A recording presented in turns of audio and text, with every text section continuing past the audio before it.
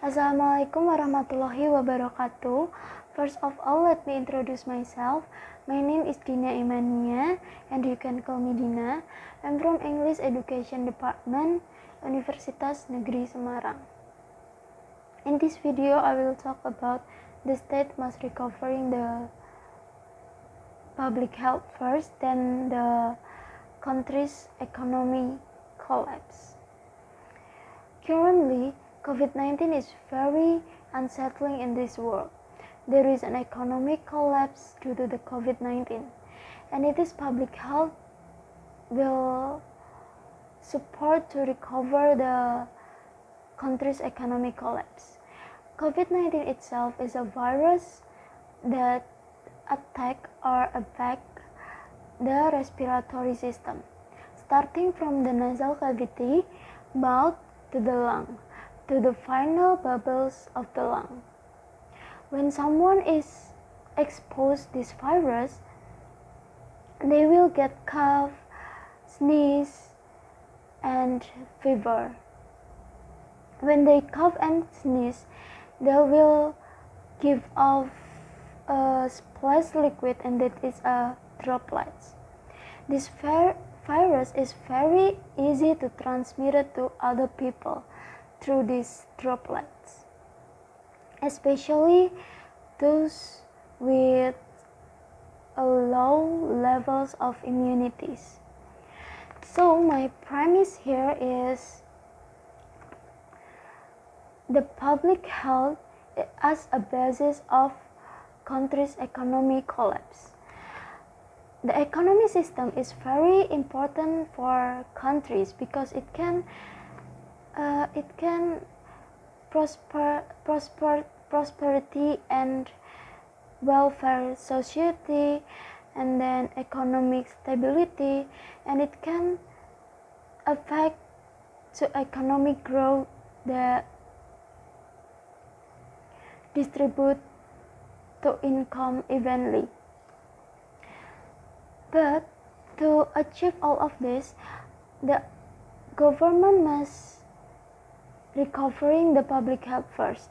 Then the country's economic collapse will return to normal. Because with public health, all international trade and activities can run smoothly again.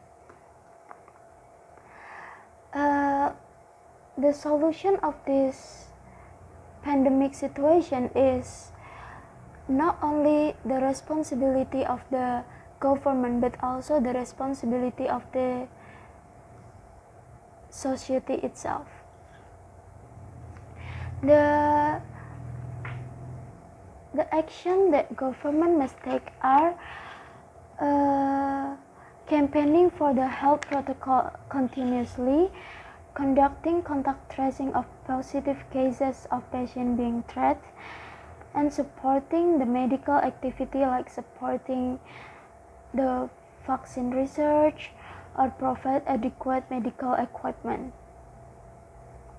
For the community itself, they have to maintain environmental cleanliness, obey the government, use masks and hand sanitizer, and leave the house if there is an urgent situation, and consume nutrition food and do the exercise to maintain the body immunity. Let's take some example from China and UK. The Chinese government strive for public health by restricting trade around the world and economically interacting countries. Chinese manufacturers have suffered from the boundaries of workforce in interactions at work to contain contagion, and line the world demand for goods due to fears of the disease spreading. To support the medical personnel, the Chinese government also develops particular protocols, like trains the medical staff, supplies adequate personal protective equipment, and as well as separation of patients in the ER or instalasi gawat darurat so that COVID-19 patients do not mix ordinary patients and transmit the virus. And then the UK. The UK government is undertaking a major reform of the current fossil fuel subsidies to improve the country's economy. Well, the UK government should prioritize public health over undertaking large-scale reforms for fossil fuels.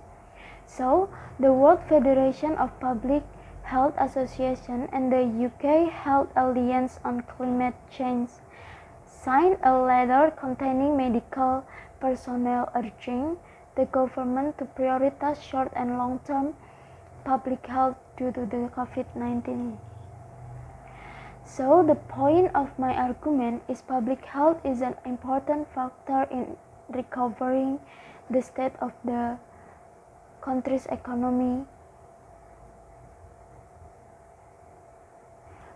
As a result of the outbreak of the coronavirus, public health has disrupted and has begun to have an impact on economic instability and destruction in various countries. With government effort and the society awareness of health protocol, the state can minimize the instability and the collapse of country's economy due to the COVID-19. Then everything will stabilize again. So that's all from my speech. I hope my speech can be useful for all of us. And thank you for your attention.